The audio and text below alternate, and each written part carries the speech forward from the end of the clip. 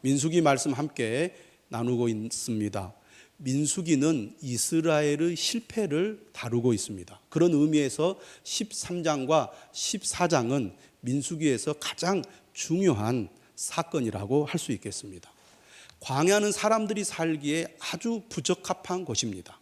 하루빨리 한시라도 빨리 나와야 할 땅이지요. 하나님께서는 젖과 꿀이 흐르는 가나안 땅을 약속하셨습니다.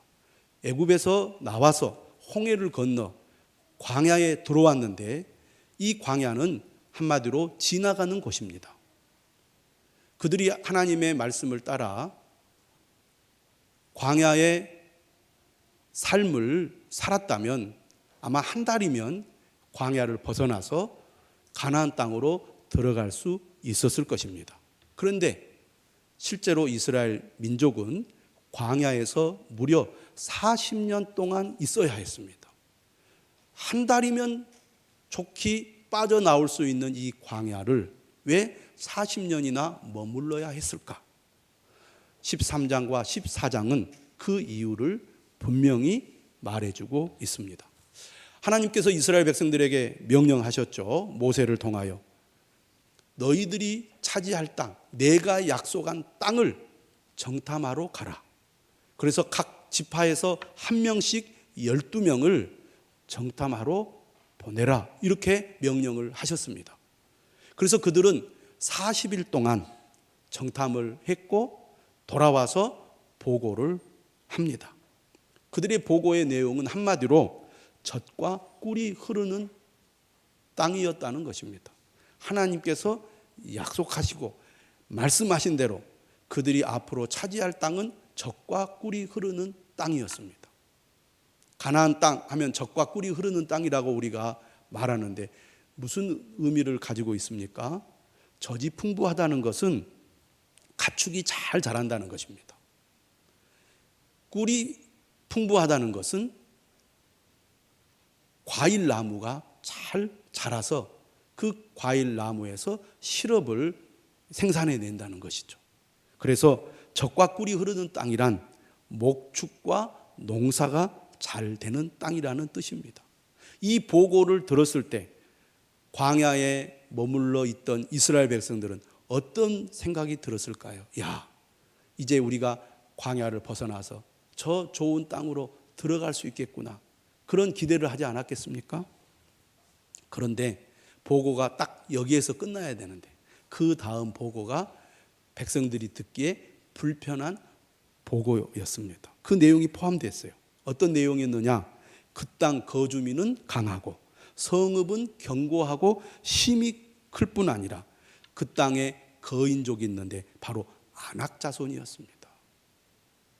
그 말을 들은 회중들은 동요하기 시작했어요. 참으로 좋은 땅인데 이 땅을 차지하기가 쉽지 않겠는데 이런 불안한 마음이 들자 동요하기 시작합니다. 이때 누가 등장을 합니까? 갈렙입니다. 갈렙이 등장해서 사람들을 조용히 시킨 다음에 이렇게 얘기를 해요. 우리가 곧 올라가서 그 땅을 차지합시다. 능히 우리가 이길 수 있습니다. 얼마나 멋진 말입니까? 우리가 곧 올라가서 그 땅을 차지합시다. 우리가 능히 그들과 싸워서 이길 수 있습니다. 갈렙의 보고를 끝으로 모든 보고가 끝났다면 이스라엘 백성들은 환호성을 지르면서 기뻐하고 찬양했을 것입니다. 마치 홍해 바다를 건넌 이후에 이스라엘 백성들이 하나님을 찬양했듯이. 그런데 안타깝게도 10명의 보고자들이 갈렙과는 정반대의 보고를 합니다. 뭐라고 악평을 하느냐면 우리가 올라가서 그 땅을 절대 차지하지 못할 것입니다. 왜냐하면 그들은 우리보다 강하기 때문입니다. 그들은 거인들인데 그들이 보기에 우리는 메뚜기와 같습니다. 우리는 그들과 비교해 보면 메뚜기와 같습니다. 그들도 그렇게 생각할 것입니다. 라는 부정적인 보고를 한 거예요. 12명의 보고자 중에 2명은 긍정적인 보고를 했지만 10명은 부정적인 보고를 한 거죠. 자, 여러분 같으면 누구의 말을 더 신뢰하겠습니까? 숫자가 말해 주듯이 2명의 말보다는 10명의 말이 더 신뢰가 가지 않겠습니까? 안타깝게도 10명의 보고를 듣고 이스라엘 백성들은 절망하기 시작했어요. 14장 1절 이렇게 되어 있습니다. 온 회중이 소리를 높여 부르짖으며 백성이 밤새도록 통곡하였더라. 기대가 큰 만큼 실망이 컸겠죠. 이제 우리가 가나안 땅에 들어갈 수 있을 것이라고 믿었는데 도저히 우리는 그 땅을 차지할 수 없구나, 이런 생각이 드니까 너무 낙심이 되고 절망이 되어서 그들이 부르짖어 통곡을 하고 만 겁니다. 그러면서 그들이 또 병이 도지죠. 원망과 불평을 모세와 아론을 향하여 쏟아냅니다. 그리고 그 원망과 불평은 결국 누구를 향합니까? 하나님을 향해요. 하나님을 거역하게 됩니다. 하나님이 베푸신 구원과 돌보심의 은혜를 통째로 부정하고 만 것이죠. 이스라엘 백성들이 어떻게 430년 노예 생활을 끝내고 자유를 얻고 구원을 받았습니까? 전적인 하나님의 은혜죠. 하나님께서 430년의 노예 생활을 끝장내고 모세를 통하여 이스라엘 백성들을 저 강대국 애굽에서 구원해 내셨습니다. 홍해를 건너게 하셨어요. 낮에는 구름 기둥으로, 밤에는 불 기둥으로 그들을 인도하시죠. 또 그들이 먹을 것이 떨어졌을 때 날마다 하늘에서 만나를 내리십니다. 만나만 먹고 못 살겠다고 하니까 하나님께서 메추라기를 내려서 고기를 먹기까지 하셨습니다. 그런데 지금 부정적인 보고를 듣는 이스라엘 사람들의 마음에는 하나님은 온데간데가 없어요. 불신을 넘어 하나님에 대한 모독을 행하고 배은망덕한 행동을 하고 말았습니다. 이때 모세와 아론이 어떻게 합니까? 온 회중 앞에서 엎드립니다. 모세는 문제를 만날 때마다 항상 하나님 앞에 엎드렸어요. 왜냐하면 자신의 힘으로 이 백성들을 어떻게 할 방법이 없고 자신도 없죠. 그러니까 모세는 오직 문제만 생기면 하나님 앞에 엎드려 하나님께 도움을 구합니다. 이렇게 하나님께 기도할 때 누가 나서서 얘기를 하느냐면 여호수아와 갈렙입니다. 이들이 자기들의 옷을 찢고 온 회중 앞에 이렇게 얘기합니다. 14장 7절 이하의 말씀이에요. 우리가 두루 다니며 정탐한 땅은 심히 아름다운 땅이라. 여호와께서 우리를 기뻐하시면 우리를 그 땅으로 인도하여 들이시고 그 땅을 우리에게 주시리라. 하나님이 우리를 기뻐하시면 우리가 그 땅을 차지할 수 있습니다. 너무나 아름다운 좋은 땅입니다. 그러니 하나님을 거역하지 맙시다. 그리고 그 땅 백성을 두려워하지 맙시다. 따라서 합시다. 그들은 우리의 먹이라. 옛날 개역 한글판에는 우리의 밥이라고 되어 있어요. 그들은 키가 크고 거인들이며 그들의 성은 견고하지만 하나님이 우리와 함께 하시면 그 땅을 차지하는 것은 아무것도 아닙니다. 이렇게 얘기를 하는 거예요. 그들의 보호자는 그들에게서 떠났고 여호와는 우리와 함께 하시느니라. 그들을 두려워하지 말자. 이렇게 강력하게 호소를 했습니다. 그런데 이미 10명의 말에 잠식당한 이스라엘 백성들은 오히려 여호수아와 갈렙을 돌로 쳐서 죽이려고 했습니다. 이때 하나님이 나타나시죠. 하나님께서 크게 진노하십니다. 그리고 모세에게 말씀하세요. 이 백성이 어느 때까지 나를 멸시하겠느냐. 그들은 눈에 보이는 상황만 보고 하나님을 원망하고 불평했지 하나님께서 그 땅을 주시겠다고 약속한 사실을 잊어버리고 있었습니다. 그것이 하나님을 멸시하는 거죠. 내가 그들 중에 많은 이적을 행하였으나 어느 때까지 나를 믿지 않겠느냐. 하나님이 이렇게 말씀하시죠. 내가 전염병으로 그들을 쳐서 멸하겠다. 이렇게 계속 불평과 원망을 일삼고 하나님을 믿지 않고 하나님을 거역하는 이스라엘 백성들과 더 이상 내가 함께 할 수 없겠다. 그러니 내가 이 백성들을 다 심판하고 없앤 다음에 모세 너와 다시 시작하겠다. 이렇게 말씀하십니다. 그러자 모세는 어떻게 합니까? 하나님 앞에 기도합니다. 하나님 그러시면 안 됩니다. 제발 불쌍히 여겨주시고 그들을 용서하십시오. 하나님이 인도하여 낸 백성을 하나님이 죽이시면 저 애굽 사람들이 하나님을 어떻게 보겠습니까? 그렇게 간절히 기도하자 하나님은 모세의 기도를 들으시고 멸하지 않겠다고 약속을 하시죠. 그런데 하나님 이렇게 말씀하십니다. 그러나 내가 그들을 그냥 내버려 둘 수 없고 반드시 징계를 해야 되겠다. 이렇게 말씀하시죠. 오늘 우리가 읽은 성경 본문은 이 징계의 과정과 내용, 결과를 잘 보여주고 있습니다. 12명이 40일 동안 정탐을 했는데 2명은 긍정적인 보고를 하고 10명은 부정적인 보고를 했습니다. 왜 2명은 긍정적인 보고를 하고 10명은 부정적인 보고를 했을까요? 2명은 하나님을 신뢰했고 10명은 하나님을 신뢰하지 않았기 때문입니다. 하나님의 약속을 신뢰한 사람은 긍정적인 보고를 했고 하나님의 약속을 믿지 않고 불신하는 10명은 부정적인 보고를 하고 만 것입니다. 여러분, 우리가 하나님을 신뢰하면 우리 앞에 펼쳐져 있는 문제는 작게 보입니다. 그런데 반대로 하나님을 신뢰하지 못하면 문제가 크게 보여요. 문제가 크게 보이면 두려움에 사로잡히고 두려움에 사로잡히면 결국 하나님을 거역하는 길로 나가게 된다는 겁니다. 반대로 하나님을 신뢰하면 문제가 작게 보이기 때문에 담대함이 생기고 담대하면 하나님의 말씀과 뜻을 순종할 수 있는 용기가 생기는 것이죠. 저는 오늘 본문 말씀을 통하여 3가지를 여러분들에게 말씀드리도록 하겠습니다. 첫째, 따라서 합시다. 믿음의 눈으로 현실을 보라. 믿음의 눈으로 현실을 보라는 것은 믿음의 시각과 관점을 가지라는 겁니다. 여러분, 우리가 사는 세상은 만만하지 않죠. 늘 문제가 끊이지 않고 반복됩니다. 새해가 되면 어떤 뉴스가 나옵니까? 올해는 참으로 좋은 일만 가득 찰 것입니다. 작년에 힘들고 어려운 일은 다 사라지고 올해는 희망찬 내용만 가득 찰 것입니다. 그렇게 말하는 뉴스 보도를 한 번도 들어본 적이 없습니다. 해년마다 올해는 어렵다고 그래요. 힘들다고 그래요.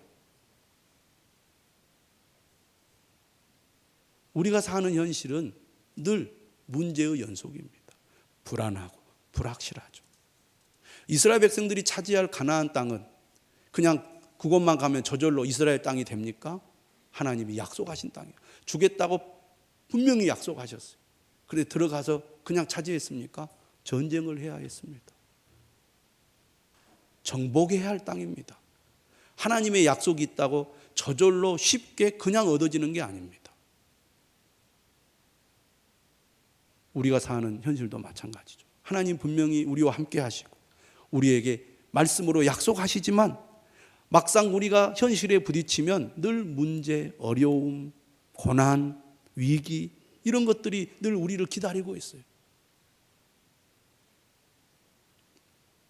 그런데 우리가 믿음으로 산다는 것은 그런 현실을 우리가 겪지만 믿음의 눈으로, 믿음의 시각으로, 믿음의 관점을 가지고 현실을 바라보고 해석하고 현실에 우리가 맞대응하는 것입니다. 그래서 무엇보다도 우리가 믿음의 눈으로 현실을 보기 위해서는 하나님의 약속, 하나님의 말씀에 대한 확신이 필요합니다. 그 말씀이 내 안에 확고히 자리 잡아야 돼요. 그게 은혜입니다. 그 은혜가 저는 반드시 여러분에게 있어야 될 줄로 믿습니다. 저는 정말 그 은혜를 받았습니다. 하나님이 나와 함께 하신다. 나를 인도해 주신다. 어떤 상황에서도 하나님이 나를 도와주실 거다. 목회자들이라고 해서 믿음이 다 좋은 건 아닙니다. 목회자들이라고 해서 모든 것이 다 믿음으로 다 이루어지는 것은 아닙니다. 평신도들의 세계가 다 똑같듯이 목회자들의 세계도 똑같아요.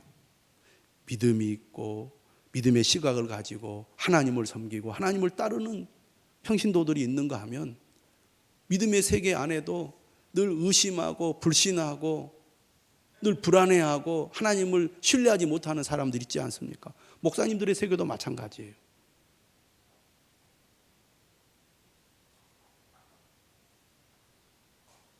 그래서 어떤 사람들과 교제하고 어떤 사람들과 가까이 하느냐에 따라서 목사님들도 믿음의 시각을 가지고 어려움과 문제를 돌파해 나가는 목사님들이 있는가 하면 되는 게 하나도 없다. 내가 이래서 안 되고 저래서 안 되고 늘 부정적이고 비판적인 생각을 가지고 늘 못한다, 안 된다, 할 수 없다 이렇게 말하는 분들도 있다 그 말입니다. 여러분도 잘 알다시피 저는 교인들이 거의 없는 상태에서 나주에 왔습니다. 주변에 목사님들이 그랬어요. 힘들면 몇 년만 참다가 다시 돌아오라고. 어려울 텐데 아마 쉽지 않을 거야. 요즘 시대는 목회가 잘 안 되는 시대인데 되겠어? 이렇게 부정적으로 말하는 분들이 대다수였어요. 될 거다, 걱정하지 마라, 잘 될 거다 이렇게 말하는 분들이 별로 없습니다. 그런데 저는 하나님이 그런 은혜를 주셨어요. 아무도 없어도 될 거라는 그런 확신이 생겼습니다. 근거 없는 확신이냐? 아니에요. 하나님 말씀을 통해서 분명히 약속해 주셨거든요. 그러니까 아무도 없어도 아무도 없는 것 같이 느껴지지 않았습니다.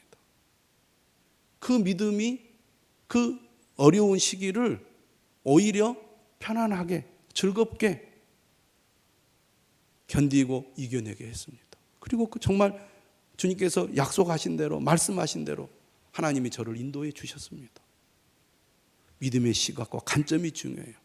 늘 안 되는 거, 못하는 거, 어려운 것, 힘든 것만 보고 할 수 없다, 못한다, 안 된다 그렇게 말하면 정말 안 되더라고요. 제가 주변에서 봐도. 힘들고 어려워도 하나님의 약속의 말씀을 붙들고 반드시 하나님이 도와주신다, 함께 하신다 그런 믿음을 가지면 우리가 고난 가운데서도 다시 일어나게 되고 용기를 가지게 되고 도전하게 되고 그렇게 되더라고요. 여러분 믿음의 시각을 가지시기를 바랍니다. 14장 1절 이하에 보면은 이스라엘 백성들은 믿음의 시각을 가지고 있지 않았기 때문에 세상적인 그런 관점에서만 현실을 바라봤기 때문에 두려움에 사로잡혔습니다. 두려움에 사로잡히니까 잠재력이 마비가 되고 꿈이 파괴되는 거예요. 그래서 14장 2절에 이렇게 그들이 원망을 합니다. 우리가 애굽 땅에서 죽었거나 이 광야에서 죽었으면 좋았을 것을. 우리를 왜 이곳에 데려와 가지고 가나안에도 못 들어가게 하느냐. 차라리 애굽에서 우리가 있었다면 더 좋았지 않았을까. 이런 말을 해요. 그들은 충분히 하나님의 도우심을 받아서 가나안 땅을 차지할 수 있는 잠재력이 있는 사람들이었습니다. 우리는 이제 가나안 땅에 들어갈 수 있겠구나. 꿈이 있었던 사람이에요. 잠재력이 마비되고 꿈이 파괴돼 버렸어요. 그리고 모세와 아론을 향하여 원망을 합니다. 여러분 두려움에 사로잡히면요 대인 관계도 해치는 거예요. 두려움에 사로잡히니까 믿지 못하고 불신하고 원망하고 불평하는 거죠. 결국 하나님을 향한 사역까지 방해합니다. 그들이 이렇게 얘기를 해요. 3절에 어찌하여 여호와가 우리를 그 땅으로 인도하여 칼에 쓰러지게 하려 하는가. 하나님을 향하여 적대적인 그런 말을 하게 되는 것입니다. 여러분 그렇기 때문에 우리가 믿음의 눈으로 현실을 볼 수 있어야 됩니다. 믿음의 시각과 관점을 가져야 된다는 것입니다. 두 번째로 따라서 합시다. 믿음의 말에 귀를 기울여라. 여러분 사람이 무엇을 듣느냐가 중요합니다. 어떤 말에 귀를 기울이고 어떤 말을 듣고 따르는지가 중요해요. 그래서 분별이 중요합니다. 우리가 늘 주변의 사람들과 같이 늘 만나죠. 만나서 우리가 교제를 하다 보면 저분은 내가 가까이 하고 늘 이렇게 교제할 분이구나. 저분은 내가 좀 멀리 하고 가까이 해서는 안 되겠구나. 그런 분별력이 있어야 됩니다. 제가 아까도 얘기했지만 목회자 세계에서도 그렇습니다. 똑같아요. 성도들과 늘 불신의 말, 비판적인 말, 부정적인 말, 세상적인 세속적인 말 하면서 안 돼, 할 수 없어 이런 말을 하는 목사님들이 있다 그 말입니다. 그래서 그렇게 말하는 사람들을 분별해내서 멀리해야 됩니다. 불신앙의 말을 멀리하고 부정적이고 비판적인 말을 멀리하고 원망과 불평의 말을 멀리해야 됩니다. 그리고 선택해야 되죠. 믿음의 말을 선택하고 믿음의 말을 하는 사람을 선택해야 돼요. 원망과 불평, 불신앙의 말을 하는 사람을 멀리해야 됩니다. 그런 소리를 하는 사람들 가까이 하면서 귀를 기울이면 안 된다 그 말입니다. 왜냐하면 사람은 영향을 받기 때문입니다. 불평과 원망은 전염성이 강해요. 10명의 사람들의 부정적인 보고가 이스라엘 백성들 전체를 마비시켰습니다. 모든 사람들을 광야에 죽게 만들었다 그 말이에요. 그래서 우리가 어떤 말을 듣느냐가 참 중요합니다. 할렐루야. 마지막으로 세 번째, 따라서 합시다. 믿음의 말을 하라. 믿음의 말을 듣는 것도 중요하지만 믿음의 말을 하는 것도 중요합니다. 오늘 본문 27절을 보시기 바랍니다.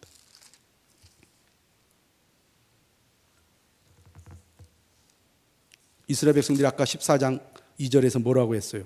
우리가 애굽 땅에서 죽었거나 이 광야에서 죽었으면 좋았을 것을, 이렇게 얘기를 했어요. 그러자 하나님이 이렇게 얘기하십니다. 27절에 나를 원망하는 이 악한 회중에게 내가 어느 때까지 참으랴. 내가 어느 때까지 참으랴.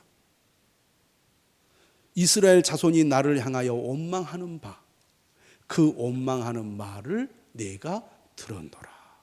그 원망하는 말을 하나님께서 들으셨다는 것입니다. 그러니 우리가 이 세상에서 믿음의 삶을 살아갈 때 나도 모르게 하는 원망과 불평의 말, 하나님을 향한 원망과 불평의 말을 하나님이 들으신다는 것을 꼭 기억하시기를 바랍니다. 그러면서 하나님께서 28절에 이렇게 얘기하세요. 너희 말이, 따라서 합시다. 너희 말이 내 귀에 들린 대로 내가 너희에게 행하리니. 여러분, 하나님이 이렇게 하신다는데 하나님께서 여러분이 어떤 말을 지금까지 듣고 계셨을까요? 너희 말이 내 귀에 들린 대로 하나님께서 행하시겠다는 것입니다. 여러분, 말은 마음의 생각을 밖으로 표현하는 통로입니다. 그 사람의 마음속에 무엇이 자리 잡고 있는지 말을 들으면 알 수가 있어요. 믿음이 자리 잡고 있는지 불신이 자리 잡고 있는지에 따라서 말이 달라진다는 것입니다. 여러분, 말에는 힘이 있습니다. 성경은 말의 중요성을 강조하죠. 말에 힘이 있다는 것을 알기 때문입니다. 말은요, 생각을 바꿔요. 우리가 어떤 생각을 하느냐에 따라서 말이 달라지듯이 말은 사람의 생각을 바꾸기도 합니다. 그래서 말의 습관이 중요해요. 안 된다, 못한다, 할 수 없다. 그런 말이 결국은 우리의 생각도 부정적이고 비판적인 생각으로 바꿔버리는 거예요. 또 말은 행동과 삶을 바꿉니다. 그래서 말이 중요하다는 거예요. 여러분, 어떤 말을 하고 살고 계십니까? 믿음의 말을 하고 삽니까? 늘 불신의 말을 하고 삽니까? 감사와 찬양의 말을 하고 삽니까? 원망과 불평의 말을 하고 삽니까? 긍정적인 말을 하고 삽니까? 부정적인 말을 하고 삽니까? 말이 바꿔져야 됩니다. 믿음의 말을 하시기를 주님의 이름으로 축원합니다. 오늘 본문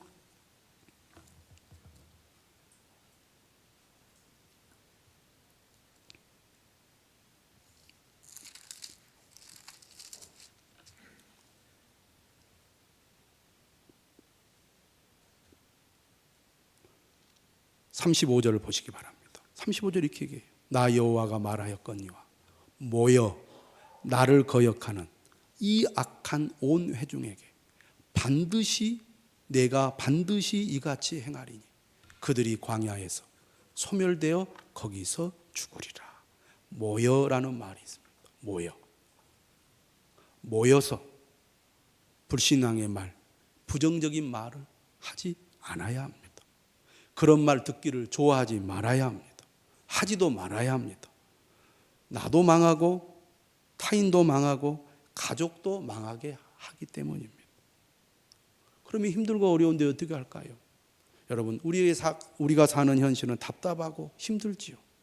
신앙이 성숙할수록 사람들 앞에서 못 살겠다, 죽겠다, 하나님 왜 그러시지? 이렇게 말하지 않습니다. 답답하고 힘든 현실 앞에서 믿음의 사람, 신앙이 성숙한 성도들은 어떻게 합니까? 하나님께 기도합니다. 하나님께 탄식하죠. 하나님께 호소합니다. 기도는요, 놀라운 능력이 있습니다. 왜냐하면 우리가 답답하고 힘들어서 하나님 어떻게 도저히 힘들어요 라고 우리가 기도하면 하나님 우리를 위로해 주십니다. 그래서 처음에는 하나님을 향하여 불평의 말을 쏟아 놓다가도 기도를 계속 하게 되면 우리의 생각이 바뀌게 돼요. 우리의 마음이 바뀌게 돼요. 근데 기도라는 필터를 걸르지 않고 그저 힘들고 어려우면 사람들 앞에서 막 그런 얘기만 하면요, 다른 사람들이 영향을 받습니다. 믿음이 없는 사람들이 영향을 받는다 그 말이에요. 그래서 사람들 앞에서 원망과 불평하지 말고 힘들고 어려울 때 하나님 앞에 나아가 엎드려야 합니다. 예배 드린다고 뭐가 달라질까요? 기도한다고 뭐가 달라질까요? 말씀을 가까이 한다고 뭐 달라질까요? 이런 식의 말을 하면 믿음이 없는 사람들은 예배 안 드려도 되는구나, 기도 안 해도 되는구나, 말씀을 가까이 하지 않아도 되는구나, 이렇게 생각을 해버리고 하나님에게서 멀어져 버린다 그 말이에요. 그래서 여러분, 믿음의 말을 하시기 바랍니다. 정말 힘들고 어려우면 하나님 앞에 엎드리십시오. 모세처럼.